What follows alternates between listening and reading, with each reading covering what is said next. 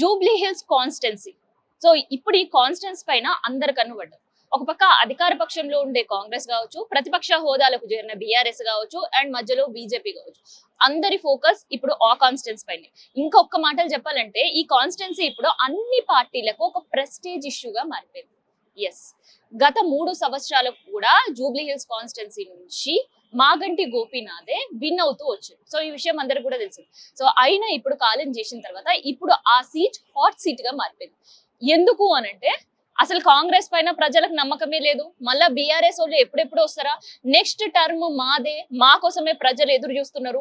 BRS హయాంలోనే ప్రజలు చాలా సంతోషంగా ఉన్నారు, అన్ని పథకాలు అమలు చేసినాం కాబట్టి మళ్ళీ మా పాలననే ప్రజలు కోరుకుంటూ వస్తున్నారు అని చెప్పే బీఆర్ఎస్ కి నిజంగా ఆ కాన్స్టిట్యున్సీ గనక గెలిస్తే ఇంకొంత బలం పెరుగుతుందని.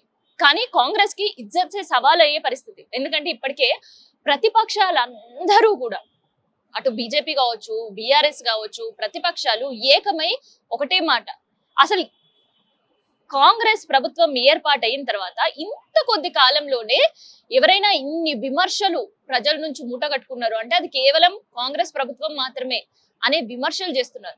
ఇంకా కాంగ్రెస్ ప్రభుత్వం ఎప్పుడు పోతుందా అని ప్రజలు ఎదురు చూస్తున్నారు. అసలు ప్రజలకి కాంగ్రెస్ పైన నమ్మకమే లేదు అనే ప్రతిపక్షాల నోర్లు మూయించాలి అనంటే కాంగ్రెస్ కి కూడా ఇది ఒక పెద్ద టాస్క్ గానే ఉంది. అందుకని ఏరి కోరి దానిపైన ఎవరికి ఇయ్యాలా సీటు అని చెప్పేసి ఒక పక్క సమావేశాలు అవుతున్నాయి. సో దీనికి భిన్నంగా బీఆర్ఎస్ గులాబీ బాస్ కూడా దీనిపైనే చర్చలు జరపడం స్టార్ట్ అయింది.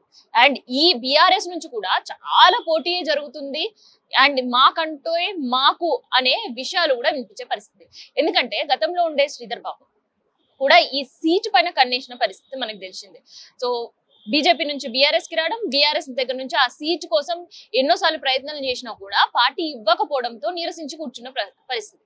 తర్వాత ఈ కాన్స్టిట్యున్సీలో మంచి పట్టు గతంలో పీజేఆర్ కి ఉండే, కానీ ఆయన తనయుడికి కాంగ్రెస్ సీట్ ఇవ్వకపోవడం అండ్ వాళ్ళ సిస్టర్ అయిన విజయారెడ్డికి సీట్ ఇవ్వడంతో అలిగి విష్ణువర్ధన్ రెడ్డి బీఆర్ఎస్ పార్టీలోకి చేరిండు. సో బీఆర్ఎస్ దే నెక్స్ట్ హవా అని అనుకున్నాడో ఏమో తెలియదు. సో ఆయన అనుకున్న దానికి భిన్నంగా ప్రతిపక్ష హోదాలోకి వచ్చి చేరింది కాబట్టి అట్లీస్ట్ ఇప్పుడైనా నాకు ఒక్క అవకాశం ఇవ్వండి, నేనేందో నిరూపిస్తా అనేది పీజేఆర్ కొడుకు చెప్తున్న మాట.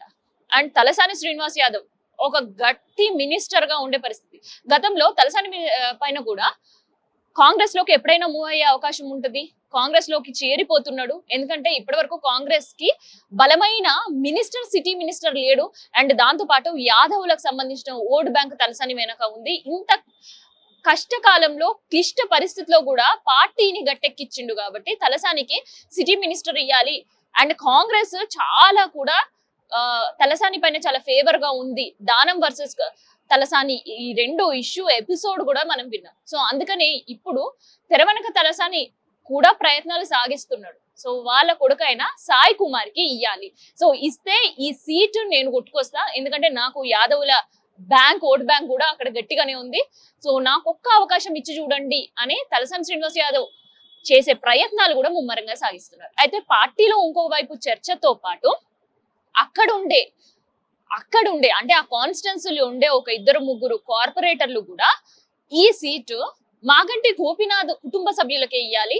సో ఇస్తే ఆయన 3 సంవత్సరాలుగా కష్టపడ దానికి ఫలితం కావచ్చు, లేదంటే ఆయన పైన ఉండే గౌరవం కావచ్చు, ప్రేమ సానుభూతి ఓట్ల రూపంలో వాళ్ళ ఫ్యామిలీ వాళ్ళని గెలిపించినట్టయితే పార్టీ వాళ్ళ ఫ్యామిలీకి సపోర్ట్ గా ఉంది అని మనం నిరూపించుకోగలుగుతాం అని చెప్పేసి అటు ఫ్యామిలీ వర్షన్స్ వినిపిస్తున్నారు. కార్పొరేషన్ లో ఉండే వాళ్ళు కావచ్చు, అండ్ గతంలో కార్పొరేషన్ లో ఉండే వాళ్ళు కావచ్చు, ఇప్పుడు కార్పొరేటర్లు కావచ్చు. సో ఇంత జరుగుతుంది. మరి గులాబీ బాస్ ఎవరికి ఆ సీట్ కట్టబెడతాడనేది ఆచి తూచి ఆలోచించే పరిస్థితి. ఒకవైపు లోకల్ బాడీ ఎలక్షన్లు ఎప్పుడైనా ఏ క్షణమైనా ప్రభుత్వం ప్రకటిస్తుంది అని ఒక దానిపైన ఉండే కాన్సన్ట్రేషన్ ఎంత ఉందో దానికి రెట్టింపు కాన్సన్ట్రేషన్ ఈ కాన్స్టిట్యున్సీ పైనే బీఆర్ఎస్ వాళ్ళు వ్యూహాలు రచించే పరిస్థితి. ఎందుకంటే ఇది ఒక ప్రెస్టేజ్ ఇష్యూగా తీసుకున్నారు. నిజంగా ఈ సీటు కనుక బీఆర్ఎస్ గెలిస్తే ఇంకొక ఎమ్మెల్యే స్థానం బీఆర్ఎస్ ఖాతాలో చేరడంతో పాటు మిగతా కాన్స్టిట్యున్సీలో ఎవరైతే పార్టీలు ఫిరాయించారు బీఆర్ఎస్ బీఫామ్ పైన గెలిచి కాంగ్రెస్ లోకి వెళ్ళిన మిగతా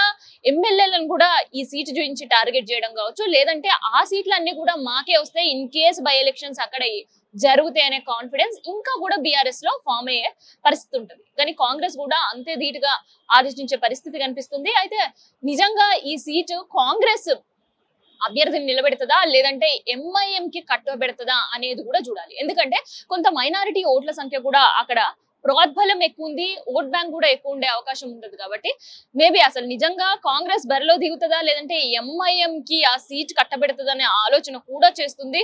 ఇన్ కేస్ ఎంఐఎం గెలిచినా కూడా ఆ గెలుపు కాంగ్రెస్ అకౌంట్ లోనే పడే అవకాశం ఉంది. సో మొత్తానికైతే ఇవాళ వరకు కూడా ఏ పార్టీ సంబంధించిన ఆ పార్టీ ఆలోచనలు, ఏ పార్టీకి సంబంధించిన ఆ పార్టీ వ్యూహాలు చాలా సీరియస్ గా ఉన్నారు.